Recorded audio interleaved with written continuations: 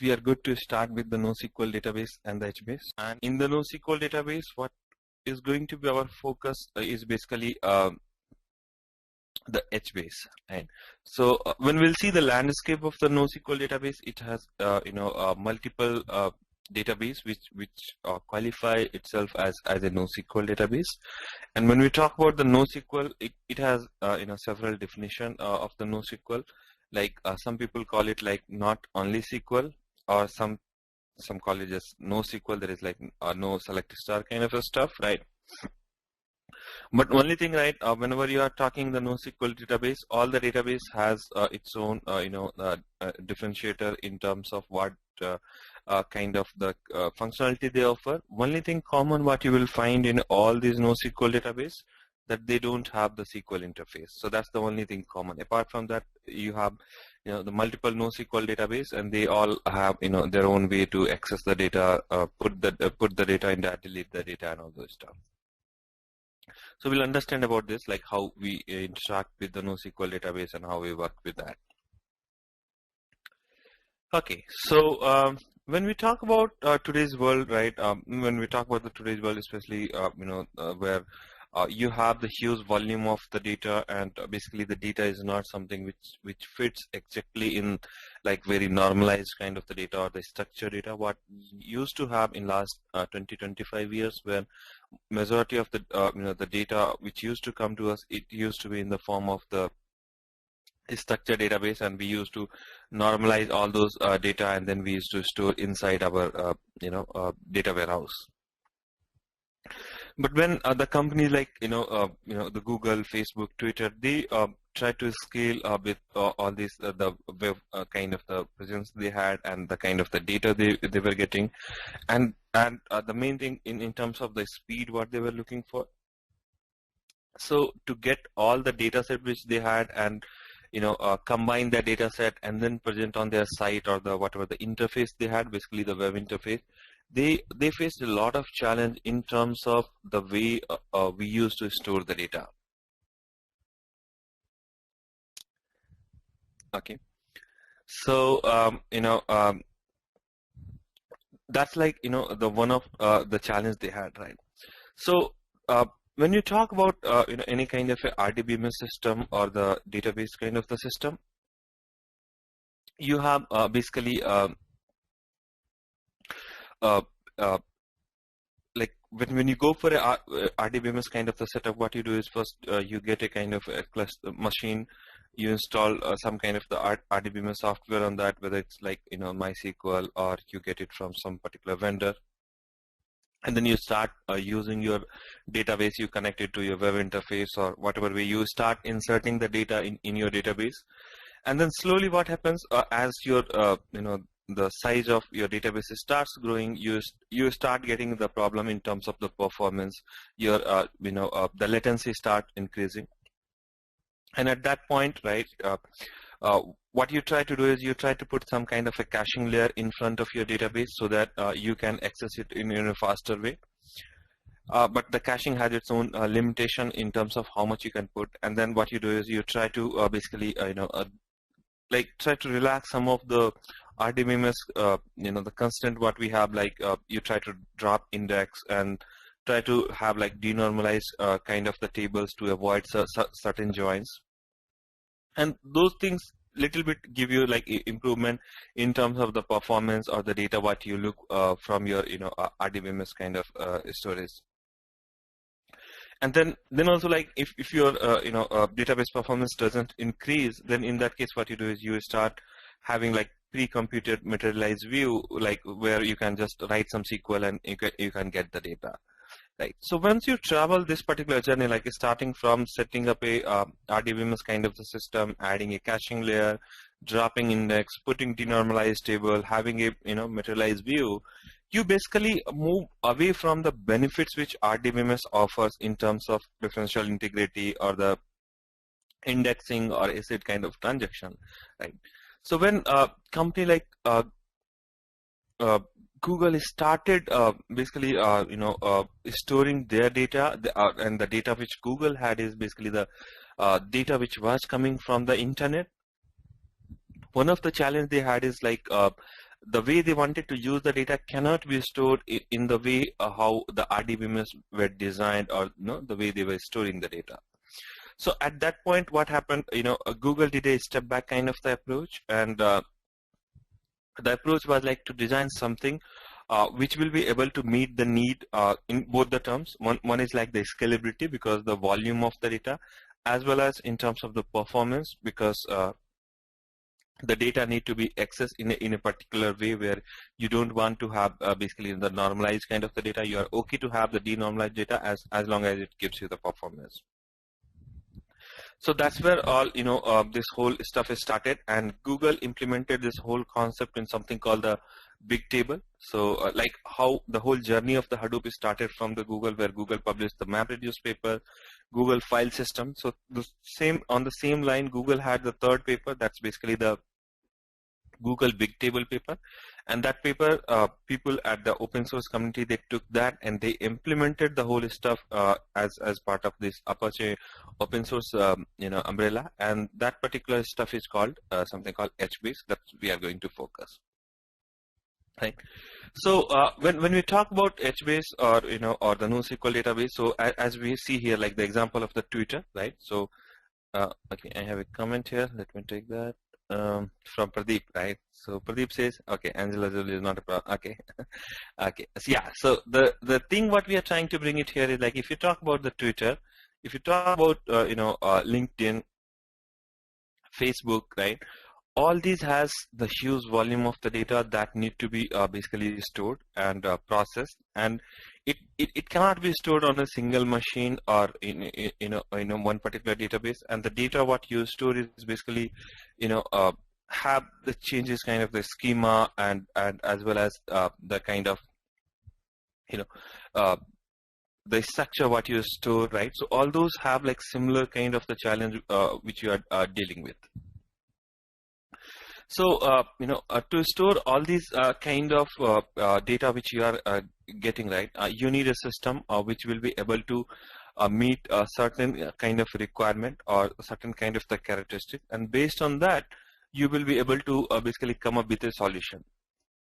So that's where you will see all these companies, most of them are nowadays using this NoSQL database that's able to meet their requirement in terms of the storage, as well as getting the data and coming up with the services based on the way they store the data.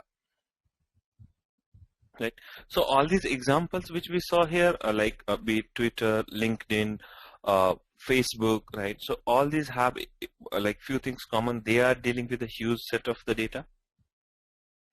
And although the data is huge, the access pattern what we have is basically they need to quickly access in any kind of the data. Like suppose if you have, if you are talking about the Facebook and you posted some comments maybe last year, or you uploaded some picture a year back, if you want to access that, you should be able to retrieve that data set, right? So your data access pattern is very random. You are not just interested in the recent kind of the data, but you want to go back and access any kind of the data set. Then the data what you have is not only the structured data, but you have the structure, semi-structure, unstructured. So basically the combination of the data which you want to store. Like example of the Facebook, right? When you want to store Facebook, it has the image data, it has the text data, it has semi-structure kind of the data where people embed things, right? So all those kind of the data you want to store in your database and you want to retrieve that. And one of the thing that is like common across all these the applications which you do, like if you talk about Facebook, Twitter, right? So all these applications, they keep growing, right? So every year you have some new kind of the features, new kind of the interface which is coming to that, right? So whenever you design a backend system for that, you don't have the upfront schema for that particular solution. Like take the example of the Facebook, right? Like suppose if you design the Facebook login page, like what the information Facebook might be capturing 2 years back in terms of the login phase. Today they capture altogether different set of information. Now if you are migrating, like suppose earlier you were capturing like 10 columns, like name, maybe the primary email, the country and all. Now you, along with that, since you are offering multiple service, you ask user like provide the LinkedIn ID or maybe your Twitter handle or some other stuff, right, which you are capturing all this. So you're basically the front end schema change, and you want your backend should be in such a way that if you add 10 more columns in your in your application, your backend should be able to accommodate all those 10 new columns without having too much kind of the overhead in terms of like how to accommodate that. Uh, if you guys have worked on an RDBMS world, you must see, right, suppose if you have in a table and where you have 10 columns, and if you add 5 more columns, you have a huge process. You have to work with your DBA team, get the new table created, then you migrate your existing data to the new table, and then you start using the new table to your application. So it takes a good amount of time to basically get to that particular state. With like HBase and other NoSQL database, what you will see that like one of the things we'll see that when you create a table, you don't even specify what is the column name and the data type, right? So basically you don't specify any structure, just you tell that, okay, this is my table name, and there's a concept called column family. So you just specify table and the column family name, and you create the table. When you start using that particular table, at that particular point you specify, okay, this is my column and this is my value. Go ahead and insert that. And HBase has those kind of the flexibility where it will be able to take that request, it will create that column, and it will insert that, right? So that's the kind of the support it has for the schema. So it can support all these variable schema kind of requirement. Okay. So apart from that, what else it has is like the compression. Because you are dealing with the huge volume of the data, it has its own compression, the way the files are stored, and you retrieve the data set. So the compression is also inbuilt in all these kind of the requirement which you are dealing with. Okay. And the last thing what we have is since you are dealing with the huge data or the big data kind of the problem, all this data cannot be stored in one particular machine or a single machine. So you have to basically distribute this data across multiple machines. With all this, the NoSQL architecture or the HBase kind of the architecture, what you will see that is it is having the way the architecture has been, it follows this master and the slave architecture, and you will have automatically your data will be distributed across multiple machines, so that whenever you want to scale it, you have the flexibility, you add more machine, and you can store more data, and you can get the better performance, right? So to meet all these needs, we have all these NoSQL requirement that basically able to provide you solution to some of the problems which are listed here. Apart from that, if you guys able to recall our Hive discussion which we had last week, we just saw that Hive is basically a interface where which is on top of the Hadoop, and by using that Hive interface, what you can do is you can have you can create table, you can insert the data, you can retrieve the data, right? But one of the thing which Hive doesn't offer, and that's very, very common across all this NoSQL world, is basically the ability to perform kind of the update or delete for the data which is stored inside the table, right? So like in case of Hive, you have created a table, and if you want to do some selective delete, like a row which is not needed there, you cannot do that in Hive, because in Hadoop you can only append the file, you cannot go and modify a particular file, right? So that's also like when the people across multiple industry, they starting this Hadoop kind of solution. One of the demand or one of the features they were looking for is to have the support for all these kind of something we call is CRUD operation. So basically the create, read, update, and delete, right? So they wanted to have this kind of the flexibility, because whatever the RDBMS world we had seen earlier, they had basically these functionality where you can selectively tell that, okay, this is the the key, and based on the key you wanted to have the update or delete. So in case of HBase, what you will see that it supports all these operations. So by using HBase, now you can go ahead and update a particular record, you can go ahead and delete a particular record, right? You can go ahead and fetch a particular record, right? So those kind of the stuff is now supported with the help of the HBase implementation on top of Hadoop. Okay, right. So like suppose if you want to build a an application like a LinkedIn kind of application where you have the huge data set, you want to relate all these data, like if you have multiple users who are coming and signing on the LinkedIn, and based on their kind of the information which they provide, the company they work for, the project they work for, right? So based on that, you want to have a kind of a connect of them, right? You want to suggest the people you may know, or may working on the similar kind of project, or or the kind of company. You need to basically analyze the whole data set which you have. So the data set is the huge, right?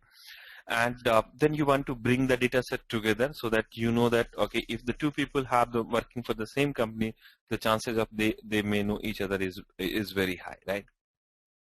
So you basically want to solve all this stuff, right? So now if you go with the normal RDBMS approach, what you can do is you can have one table where you will have the users detail, one table where you will have the the different connection detail, and whenever you want to bring the data set together to your site, you have to basically connect these two tables, and then you get the data, right?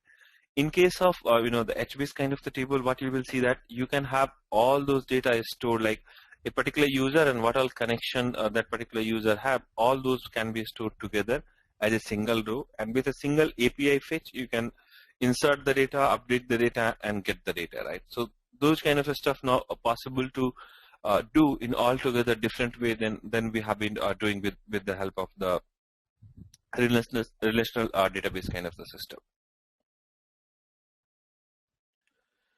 Right. So the kind of the challenge or the problem which we saw, the solution for that is one of the thing is it's a huge volume of the data. So it's basically you know uh, you need a distributed database kind of thing where you can store this data, and then you can perform all these update, delete, and insert kind of the operation on this huge volume of the data that is distributed across multiple machines. Okay. Right. So one of the things is this huge volume of the data you are dealing with. So the data is distributed across the multiple machine, and you need this to happen automatically. So you don't want to basically take the overhead in terms of distributing the data and then retrieving the data. So all these things need to be taken care by the system itself, right? Then the second stuff, what you have is the need for having data to be sorted. If we talk about the HBase, or if you talk about the Google, right, where it has, let me get an example of this one. One of the thing, right, whenever you are trying to understand about any of, as I told, right, when we're talking about the Hive and the Pig, right, so whenever you try to understand any of these Hadoop tool, you have to understand, or Hadoop tools characteristic, you have to understand, like, what is the user's pattern, or what's the background it has in terms of having this particular feature. So like if you are talking about all these data, like when you talk about the HBase, the data in HBase will be automatically sorted. Now the reason why this data need to be sorted, you can understand with like the simple example, like what the Google need is, like, so like if you talk about the Google, right? So Google has whole the internet data which we get in the Google. So like Google has like there is a company called abc.com, right? So Google has all the details related to the abc.com inside their database. So abc.com has multiple the pages, like it can have abc.com, then it can have like something called mail.abc.com, then it can have something I'm just taking like ftp.abc.com, and then you can have some other company as well, like www.abc.com. Now when it comes to the Google, right, it may happen like you have something called like this, right?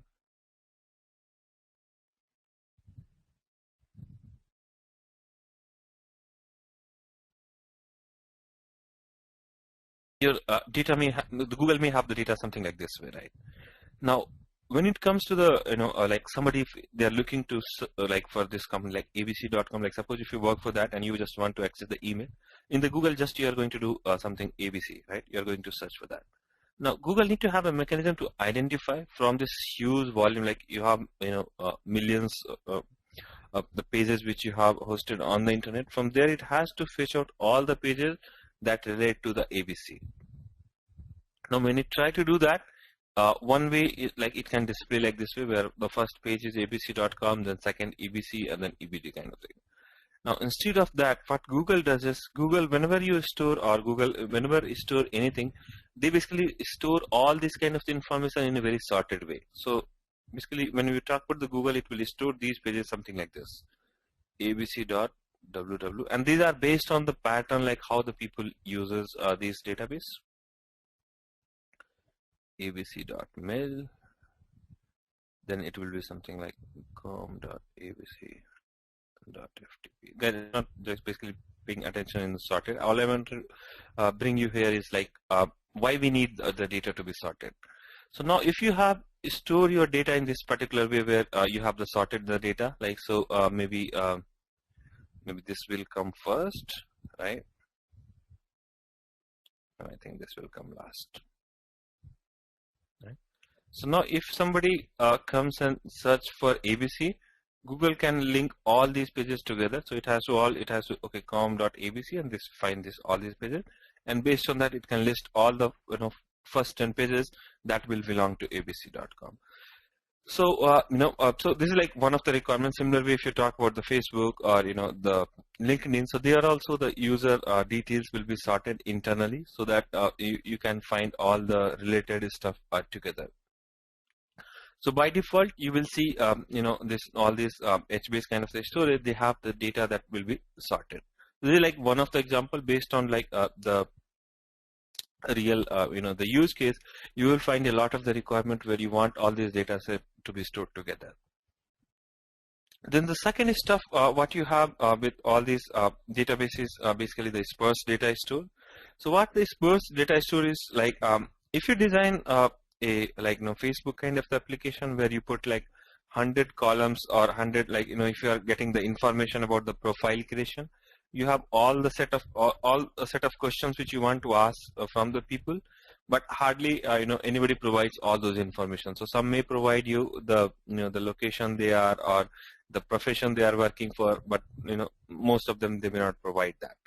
But if you design a normal RDBMS kind of solution, what will happen? You have to have basically provision, like where you define each column structure, and you tell that, okay, even though we are going to get the data or not, for each row I'm going to allocate like 10 characters or 20 bytes for basically storing this particular column data. So if you have a lot of null values that you want to store, like one of the column is null, you need to have a mechanism to basically store that in the normal RDBMS world. In case of the HBase, it uses something called the sparse matrix. So with the help of the sparse matrix, what you can do is, if you have any value is null, you don't need to basically store anything about that particular column or that particular cell. Whenever you are retrieving the data, the null values will get automatically calculated based on the storage pattern which they follow. So basically, all the overhead related to how to handle the nulls in terms of the storage is basically handled very well in terms of the storage sparse storage which it follows. And then you have this automatic sharding. So basically, your data get distributed across multiple machines in a very automatic fashion, so that solves the problem with the horizontal scalability. So as you grow, you add more machines, and basically you will be able to do more read and write operation. Right. So all these basically lead to kind of a solution, and that basically gives a kind of opportunity to have come up with a multiple kind of the implementation that will be able to meet these challenges in terms of the distributed database, sorting the data, handling the null values, and having the automatic sharding in terms of horizontal scalability, and by adding the more machines. So when it comes to the solution, right, you don't have just HBase as like one of the only the database which offers this, but it's basically gives you the landscape of this particular slide. What it gives you is like the complete landscape of the NoSQL database. So you have the multiple database that qualify itself as the NoSQL database. Like you have DynamoDB, you have the Bigtable, Cassandra, MongoDB, you have all these FlockDB, Neo4j, right? So all these databases qualify themselves as the NoSQL database. And only thing you will find common across all these databases, like they don't have the SQL interface, right? So apart from that, what you have is like all these NoSQL database, although all of them are having a similar kind of the problem which they try to solve with the huge volume of the data, and the different kind of the data they store.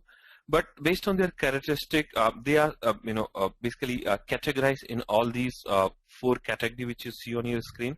So one is called key value store. You're going to understand what's there. Then you have the Bigtable clone. So basically the kind of the database design which are influenced by the Google Bigtable paper. So all those kind of things it calls Bigtable clones. Then you have the document database. Like if you have your data in like JSON format, XML format, and if you want to store that and analyze that, so those are like in the document database you have. Then if you have the requirement of having the graph database where you want to link the different kind of the data elements which you have, and you want to analyze in the node and edges kind of the format, so those comes in the graph database. So all these the implementation, they differ in terms of or how they are implemented, or on what kind of the problem they try to solve. Like if you talk about the key value store, where you store the data based on the key, and you fetch the database all the value of the of a particular record based on that particular key, right? So they are called basically the key value store, something similar what we have in the HBase as well. So in the key value store, you have something like DynamoDB. So that's a kind of the offering from Amazon. So it's a kind of Amazon cloud offering, and they offer it as kind of a database as a service. So it's a kind of a simple, cost-effective kind of the way to store the data and retrieve the large amount of the data on the clouds, right? So that's like their primary database which they offer as the NoSQL database on the cloud. Similar way, you have Voldemort. That's again used by the LinkedIn, and it's again a key value store you have. And if you guys are kind of the Harry Potter fan, right? So you must be able to relate it with the the famous villain in that, right? So that's kind of the name it has, and it's used at the LinkedIn. Then you have all these like React and the Tokyo cabinet. So they are basically again influenced somewhere by the Amazon Dynamo paper. Like React is basically implemented on the same principle of the Amazon Dynamo paper. And you have a lot of good use case for using this one, like Best Buy and AOL. They uses that, and basically it's for their fault tolerance and kind of the support they provide. And the interesting thing is DynamoDB is basically from Amazon, but this React and all, it's free, right? So you can just go ahead and use that to meet a similar kind of requirement. Tokyo cabinet, again, it's a kind of the key value store, and you have like delete, retrieve, all these things you can do based on the key value stuff. And only thing is, this whole stuff is implemented in C++, so you have different kind of the performance benefit with using that. So that's all like the key value store kind of implementation of the HBase database, and that's basically comes the influence mainly from this Amazon DynamoDB. Then the second category which you have is a Bigtable clone. So that's again from the Bigtable, or the the Google Bigtable paper which we had. So it's again has the concept of this row key, and the based on the row key you fetch and insert the data. So all these Google applications which you see like YouTube, Gmail, Blogger, right, .com, right, all those things are powered by having this the Bigtable kind of implementation. So similar to Bigtable and the key value store, what you have, so basically the combination of these two things is something called the Cassandra, right? So it was developed, the Cassandra was developed at the Facebook, and the one of the author, right, who basically developed this particular stuff, he was also part of the Amazon DynamoDB project. So basically you will find The Cassandra is a combination of both the Amazon DynamoDB and the Bigtable concept, HBase concept. Right. So that's there, right? So then you have the HBase and Hypertable, right? So these are again the HBase is like what we are going to focus today. So it's based on again the Google Bigtable paper, and there are like multiple the definition for the HBase. It's called as the Hadoop database. Some people call it key value store. Some people call it column family oriented database, right? Some people call it like database with having version kind of different versions you can store the for a particular value, right? So all those kind of features it has. Similarly, you have this document database. So document database is again like where if you are dealing with a lot of JSON and XML file, and if you are not having a very flexible, or you don't want to adhere to a schema, you can basically go for this less rigid kind of the database. So like MongoDB is like one of the again popular. So it's implemented completely in C++, and it's used by the eWay, and it's very well supported for all these the document database which we have. Then you have the graph database, so where you want to basically analyze your data in terms of the node and edges kind of thing. You can use that. So one of the example is the FlockDB. That's again from the Twitter. So it's basically gives you the opportunity to analyze your data by linking the data together, and then seeing the the pattern common across between the different node and the edges. So as you can see here, the NoSQL database, it has a huge landscape which you can see, and you have the multiple kind of the offering of the NoSQL database. And I'm not sure which kind of thing your project or your requirement is, but like nowadays you have the multiple use case where people go for HBase, Cassandra, MongoDB, right? The Amazon DynamoDB. So there are the implementation for all these kind of database we have. But right as part of this particular class, what we are going to focus, we are going to basically focus mainly on the HBase, how to deal with the HBase. That's what we are going to learn. Okay. So as I told, right, so HBase has multiple definitions. So it's something called Hadoop distributed database. It is basically offer you consistency, sorted data which it stores, it disperses, that it handles the null and across the multiple machine, right? Okay. So now let's get started with HBase, because something which we want to focus as part of this class, and in terms of our understanding about the NoSQL database will be the HBase. So as I told, right, HBase is called the Hadoop database, and some people call it as a key value database as well. So basically, whatever way you understand, fundamentally it's a kind of the platform for storing and the retrieving the data. And when it comes to storing and retrieving the data, one of the key things which you have different than other stuff what we learned, Hive and all, is basically it provides you the flexibility of the accessing the data randomly. Means you can write the data based on particular key, update the data, delete the data. So that kind of the flexibility it offers you. And in terms of the the growth of the HBase, as you can see, so the whole journey of the HBase is started somewhere in 2006. That's with the Google Bigtable paper, and then in 2007 it becomes a Hadoop project and the sub project. So like that way, and you have nowadays multiple release of the HBase. So you see here 0.92 release in 2011. Nowadays you have 0.96 and 98 kind of the release. So it's a very recent kind of the technology which you have, and you guys are learning.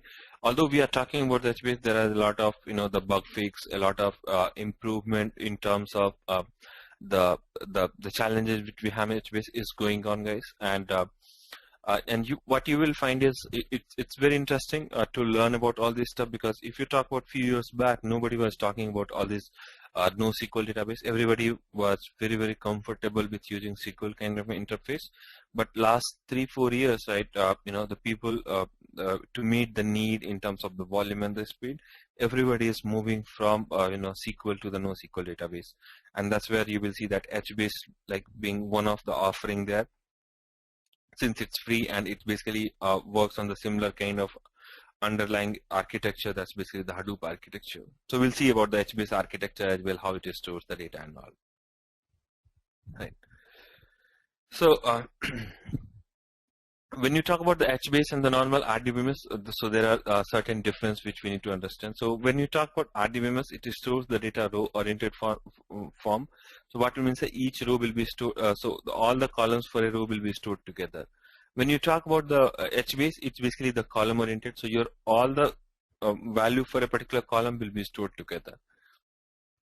In case of the RDBMS, what you have is you have a flexible fixed schema. So whenever you want to create a table, you first define the schema, like how many columns you want, and based on that, you go ahead and design your solution. In case of HBase, what you will see is the flexible schema. So you can add the columns on the fly. What it means is, like, whenever you're inserting the data at that particular time, you will tell, okay, this is my column name and this is my value. Go ahead and add that, and HBase will be able to do that. If you talk about this thing in the normal SQL world, it cannot happen. But in terms of the NoSQL, the HBase, this is something which is possible. Right.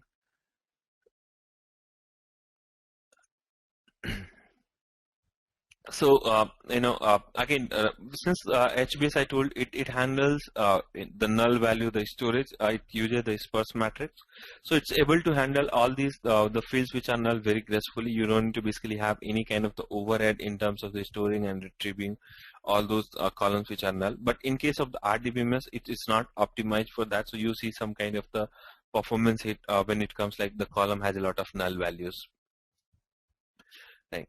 So that's again HBase, you can handle that. And when it comes to the RDBMS, they are basically designed with having support the join, right? So all this research or all this innovation you see in the RDBMS, like how fast a join can happen in the RDBMS, that's basically the key USP you have for the that particular database. In case of HBase, you will see that it's not designed for the join, so you don't have the join.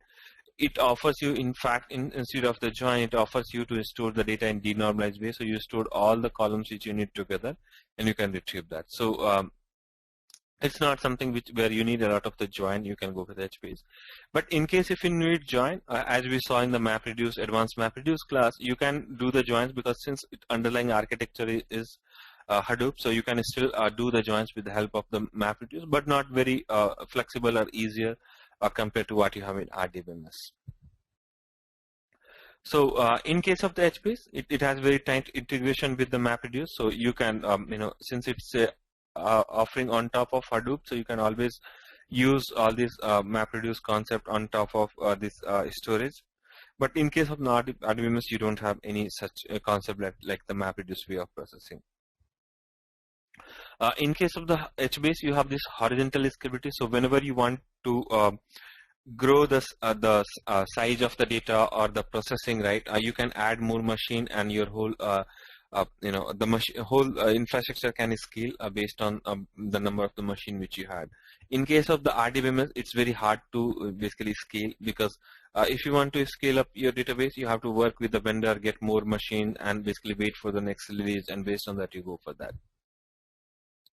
So kind of the usage pattern between RDBMS and HBase, if you have your structured data, RDBMS may be a good kind of the solution for that. But if you are dealing with a lot of semi-structured data, unstructured data, or other structured data, right? So all different kind of the data set you are dealing with. So in that case, HBase may be a good example to basically go for.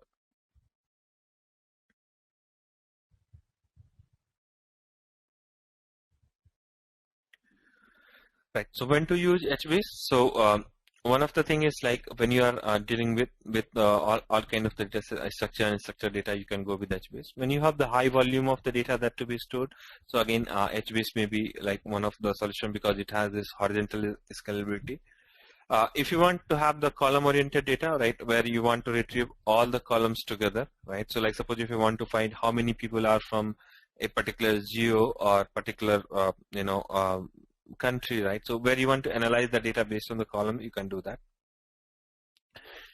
Another thing what you have is the version data, right? So when you want to store the multiple version of the data together, you can store that easily with the HBase. If you go with the normal RDBMS, like suppose if take the example of like your password, right? Suppose if you want to store like your current password as well as last two old password as well, maybe for the security reason or whatever purpose kind of thing. If you go with a normal RDBMS table, at one point you can store only one value in a particular column. In case of the HBase, what you will see that each column you can store basically three versions of the data. So current, prior to that, and prior to that, right? So all these three versions of the data you can store and you can retrieve from for a particular column or the cell. And even you can increase that more than three also if you want, you can do that. So it can store multiple version of the data in the same row. High scalability because it basically grows as you add more machines. It can store the more data, so it is scalability also good, right? And all this data set, everything is underlying architecture is Hadoop. So if you want to integrate it with your existing MapReduce flow, you can easily do with the help of this HBase and the MapReduce integration, right? So these are the the common use case where you should be looking for HBase kind of the solution. Okay. So when not to use HBase, right? So although we are talking about the HBase, so at like certain scenario, right, HBase is basically a kind of a solution which provides you this horizontal scalability and kind of the storage of the huge volume of the data. But if you are dealing with just a small data set or few thousand or million of the rows, going with a HBase may not be a kind of optimal solution because the overhead in terms of maintaining the cluster, storing itself may be too much, right? And another stuff is like if you are looking for a SQL kind of interface, like if you are looking at database, you create a table. In HBase also you create a table. But if you want to access your data with a SQL kind of the capability as we had in Hive and other stuff, right, where you want to write select star and do that, in HBase you cannot do that because HBase doesn't have the SQL interface. Nowadays, there are some, the projects which are trying to provide that interface, guys.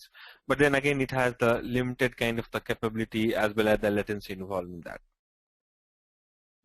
And when you have the, very small kind of the cluster, like less than 5 node or a small like 3-4 node cluster, and where the replication factor is 3. So in those cases, again, your data will be stored on the same machine, so you will not be able to get the performance. So if you are dealing, so overall, if you are dealing with a small volume of the data, a small cluster, and if you are looking for a a SQL kind of interface, then HBase is not a solution.